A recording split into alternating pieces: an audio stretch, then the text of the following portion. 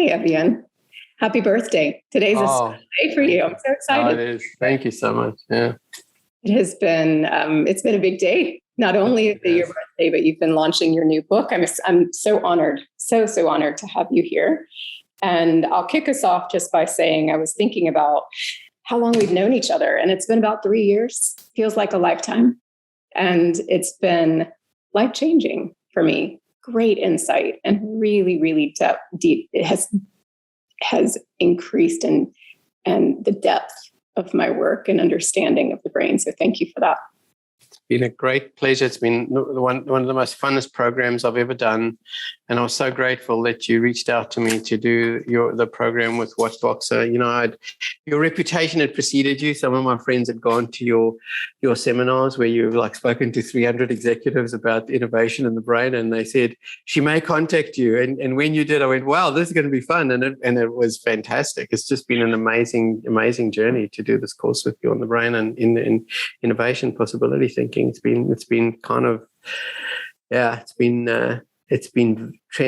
at the highest level of integrative thinking. So it's been wonderful. Thank you. It fascinated me that there's something amiss in terms of our understanding of the brain and application and intervening on that. And then as having set up this database and having so many key opinion leaders around the world, because I'd had that database share magnanimously with me their wisdoms, it became obvious to me that there was something like the fact that because our emotions, our intuitions, our biases, which are very helpful to us, they help us make snap judgments about what is safe. Because they happen in a fifth of a second, and we've measured that, and we know we're one of the first labs in the world to measure that, it means that we are driven by mechanisms, non-conscious mechanisms, in a fifth of a second. And then at about half a second, we feel the consequences of those emotions in our feelings, our heart rate, our sweat. And it surprised me that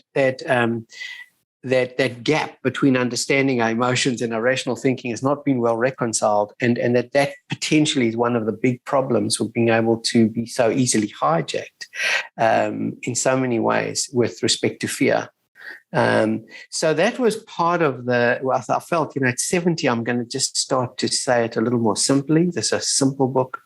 It's a distillation essentially of three things: knowing the brain, doing, making new habits, and a little touch of about integrative wisdom. And as just the takeaways, I suppose, Crystal, and there's a much less science than in my other books. It's about the distillation. For example, the takeaway from chapter 1 is that until you align your non-conscious emotion and your conscious rational thinking, you are walking around in the dark. And that is the first takeaway. The second was the doing. That so much of the biggest gap is between knowing and doing, as you and I have discussed hundreds of times now. But what I saw from the literature, from 40 years of research into habits, is that without a plan, as Ben Franklin said, if you do not have a plan, you are planning to fail. Just to end off with the integrative wisdom, and of course I make it very clear, Crystal, in the book that I have no illusions or delusions about my own level of integrative wisdom. But if we look at, everybody is on a journey, a brain journey, whether they like it or not, from birth till death. It's just a matter of where you will choose to be. Do you want to be in the baseline state, or do you have the opportunity? And that wisdom can come from many places. It doesn't matter. Find wisdoms wherever you find them. But there is a kind of integrative wisdom, and it includes emotion and rational thinking, and knowledge and experience and context. But I want to say also, Crystal, that my great joy to end off, that is in the book, of course, in addition to these takeaways from each chapter that I've just summarized, is the course that we've done on the science of peak performance and possibility thinking. And it does pivot around creativity and this emotional, intuitive, and rational convergence, the divergent and convergent thinking. But what has been a joy for me is that, and I know you and I sound a little extreme, I suppose, when we say creativity is the highest form of thinking. Well, I believe it. I know you do. But it sounds a little kind of like a little pretentious. But I believe it. It's like, because it's the possibility thinking. It is the biggest bandwidth of thinking, so that you can look for the best possibility fits. And I know that's what you do for a living with some of the most powerful people in the world. And it's to increase their bandwidth, to find solutions that are not limited based on their conditioned sort of selves. So that you're in the expanding the bandwidth business from what I've seen. And you're just breathtaking at it. But I do say I've been educated by you so deeply about, the differences between creativity and possibility thinking and possibility leadership and innovation. And I wonder how you feel you've connected those dots from a brain point of view. I mean, this particular slide just happens to have many brain models of this, which is sort of covered in the book. But from your point of view, how have you found that the brain story adds to clarify that creativity, possibility thinking, possibility leadership, and innovation? Well, yeah, so it's been a very personal journey for me. I was a former art student, turned to business, and denied my creative roots. And then I came full circle around to the innovation space, and now in kind of this, what I like to call possibility leadership. And so I think about it differently. You and I've had many conversations around this. When I think of creativity, I think of originality and kind of tapping into your intuition and seeing new insight. So some people would call that innovation thought, right? When we first launched WhatBox Innovation Partners, we branded heavily on the innovation space. And that might have been, look, we were new and it was a buzzword. And then I realized how deeply it was misunderstood. And do you know what? And then I also realized there was a bigger opportunity and bigger need here in the world. And so we've leaned back out of the innovation, not to say that we don't do that work, but when we talk about creativity and possibility thinking and the distinction between the two, I think of creativity can be for the purpose of beauty. And that's it, right? It's new, it's novel, and it's deeply created. It's being a creator, but it doesn't necessarily make it useful always.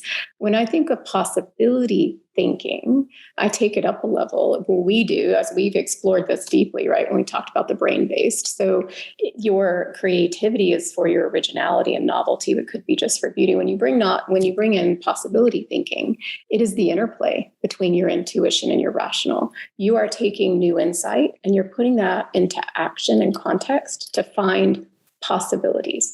And I don't necessarily want to index too much on optimism and that everything has to be beautiful. Sometimes we're navigating big risks and we're looking at possibilities, and that can be applied to your life, to your leadership, to your team, to your enterprise, to your strategy, and to innovation, right? So then we talk about possibility leadership, and that comes from a very brain-based state of creating the climate, using the understanding of the brain of creating the climate for others so they too can tap into new insight and awareness and act on that and turn that into different possibilities, different avenues that we've not necessarily traveled before.